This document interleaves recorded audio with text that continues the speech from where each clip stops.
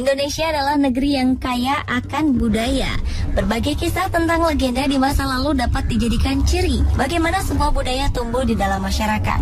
Legenda-legenda tersebut memunculkan tokoh atau sosok dalam wujud pria maupun wanita, baik dalam bentuk sebagai figur nyata maupun khayalan. Sebut saja Sang Kuryang sebagai sosok yang bertanggung jawab atas legenda Tangkuban Perahu di Jawa Barat, atau Bandung Bondowoso yang dengan kesaktiannya berhasil membangun Candi Prambanan walaupun gagal mendapatkan cinta putri pujaannya. Lalu, apakah ada figur wanita yang menjadi sosok penting dalam sebuah legenda di masyarakat? Berikut 7 sosok wanita dalam legenda Indonesia versi on the spot.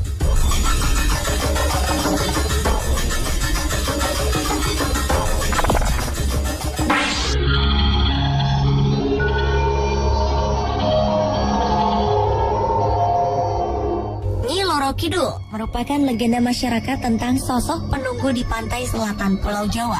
Namanya diidentikan dengan warna hijau sebagai warna kebesaran sosok seorang putri dari Prabu Siliwangi yang memerintah di kerajaan Pajajaran. Sang Prabu memiliki anak perempuan yang sangat cantik, bahkan melebihi kecantikan ibundanya.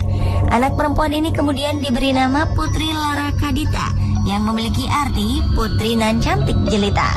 Sayang, kecantikannya ini membuat para selir menjadi iri hati hingga akhirnya menyebarkan penyakit misterius kepadanya.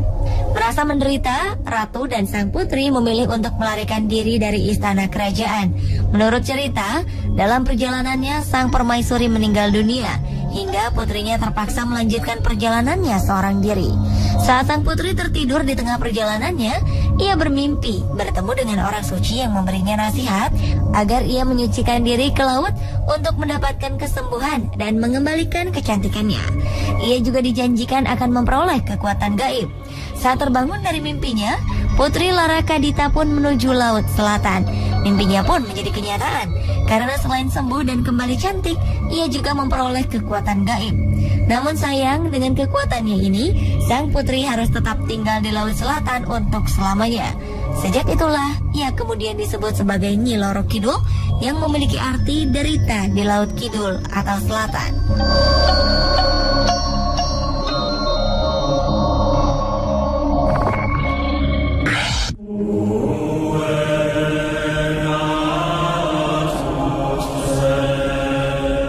Legenda mengenai keberadaan Nyi Blorong mungkin tidak setenar Nyi Loro Kidul.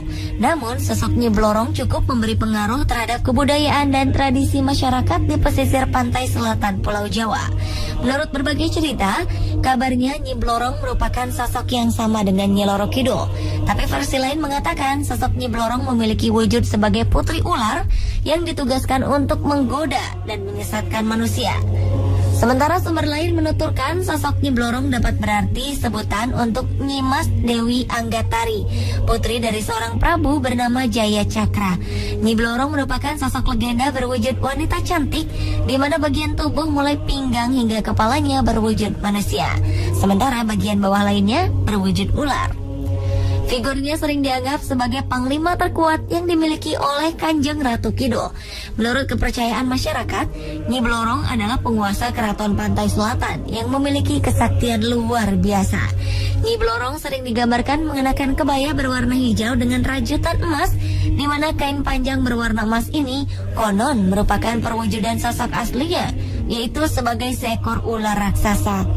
Kesaktian dan kecantikan Nyi Blorong dikabarkan akan mencapai puncaknya pada saat bulan purnama. Dan pada saat bulan mulai mengecil, ia akan kembali ke wujudnya semula, yaitu sebagai seekor ular raksasa.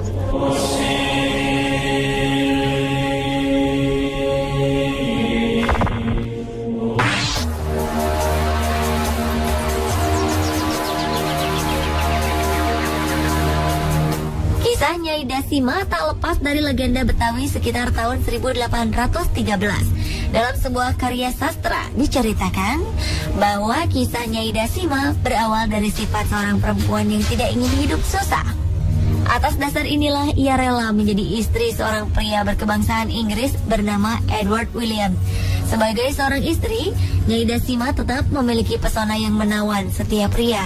Hingga suatu ketika seorang penarik sado kemudian jatuh cinta kendati ia telah mempunyai seorang istri. Dengan berbagai tipu muslihat, penarik sado bernama Samiun ini kemudian menggunakan ilmu pelet untuk mendapatkan perhatian Nyai Dasima. Usaha Samiun berhasil. Namun sejak mengalami kerumitan dalam kehidupannya, Nyai Dasima menjadi sangat terpukul.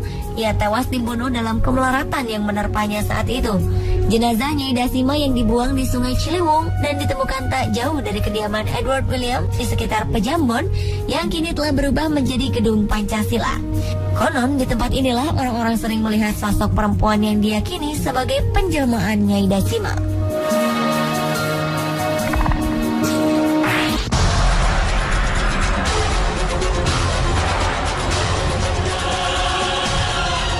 Legenda Roro Jonggrang berasal dari Jawa Tengah.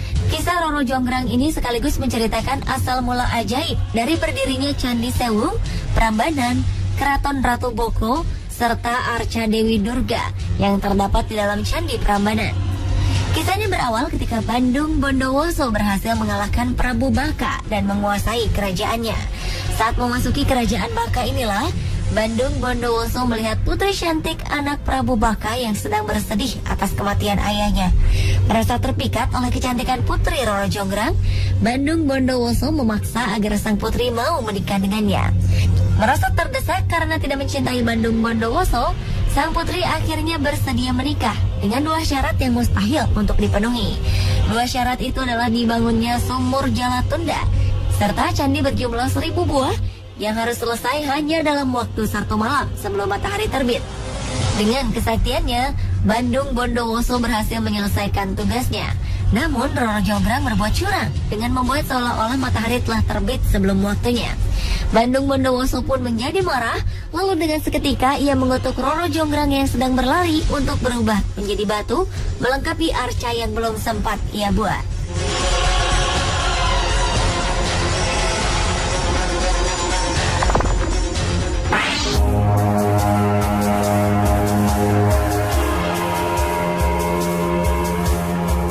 Kisah Roro Mendut merupakan cerita rakyat klasik tentang seorang perempuan cantik dari pesisir pantai Kadipaten Pati pada zaman Sultan Agung di Mataram sekitar abad ke-17. Dikisahkan, kecantikan Roro Mendut telah memukau banyak orang, termasuk Adipati Pragola, sang penguasa Kadipaten Pati dan panglima perang Sultan Agung dari Kerajaan Mataram. Namun demikian, Roro Mendut ternyata bukan sosok perempuan lemah karena ia berani menolak keinginan Tumenggung Wiraguna yang ingin memilikinya. Dengan tegas, Roro Mendut menjatuhkan pilihan kepada seorang pemuda bernama Prana Citra. Tumenggung Wiraguna yang murka dan iri kemudian mengharuskan Roro Mendut membayar pajak kepada Kerajaan Mataram. Hal ini membuat Roro Mendut berpikir panjang untuk mendapatkan uang guna membayar pajak. Sadar kecantikan yang memukau semua orang, Roro Mendut menemukan sebuah cara untuk mendapatkan uang. Dan meskipun memperoleh banyak uang dari usahanya, sang Tumenggung tetap tidak puas dengan pajak yang telah dibayarkannya. Dikisahkan, Roro Mendut dan sang kekasih Prana Citra akhirnya mati bersama saat memperjuangkan cinta mereka.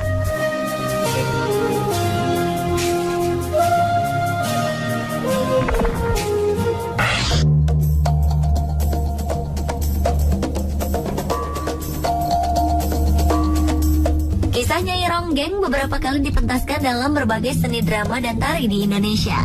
Dikisahkan, jika dahulu kala Nyai Ronggeng pernah hidup di sebuah desa bernama Candi Wulan. Dengan paras cantik, tubuh molek, serta kemampuan menarinya, sosoknya menjelma menjadi seorang perempuan yang disukai oleh banyak pemuda di seluruh penjuru desa. Nyai Ronggeng pun bingung dengan keadaan ini. Dengan tujuan untuk memilih pemuda paling tepat, diadakanlah sayembara untuk memutuskan secara adil siapa yang berhak mendapatkan cinta sang Ronggeng. Persaingan pun berlangsung dengan sangat ketat hingga menyisakan 3 pemuda. Nyai Ronggeng yang tidak bermaksud membuat peperangan di antara pemuda pun menjadi panik. Ia berusaha menghentikan pertarungan dengan berlari ke tengah arena. Sayang, keris milik salah satu pemuda terlempar hingga mengenai tubuh Nyai Ronggeng. Para pemuda itu pun merasa kecewa dan sedih karena perempuan yang dicintai telah tewas. Akhirnya ketiganya membagi jasad Nyai Ronggeng menjadi 3 bagian dan menguburkannya di tempat berbeda, yaitu di sebelah timur, tengah, dan bagian barat desa. Dan hingga kini warga desa tetap menganggap ketiga makam Nyai Ronggeng di wilayahnya sebagai tempat keramat.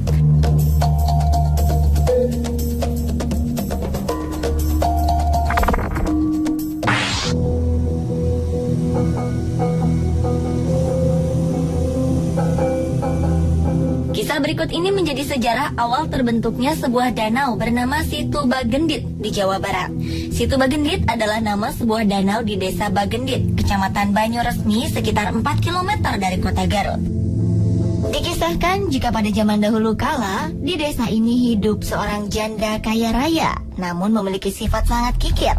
Karena itulah penduduk sekitar menjuluki perempuan ini dengan nama Bagende Endit, yang berarti orang kaya dan pelit.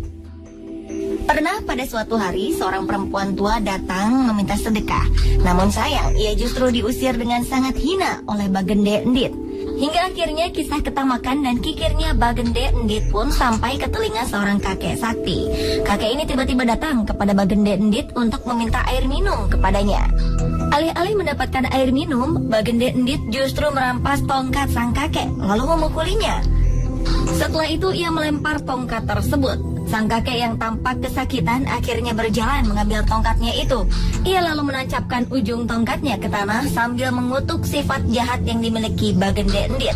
Tak perlu menunggu lama, keajaiban pun terjadi. Tanah di mana tongkat itu ditancapkan tiba-tiba mengeluarkan air hingga membuat seluruh desa tenggelam. Warga desa segera mengungsi ke tempat aman, sementara Bagende Endit sibuk menyelamatkan hartanya hingga ia tenggelam. Kini tempat ini telah berubah menjadi sebuah danau yang dikenal dengan nama Situ Bagendit.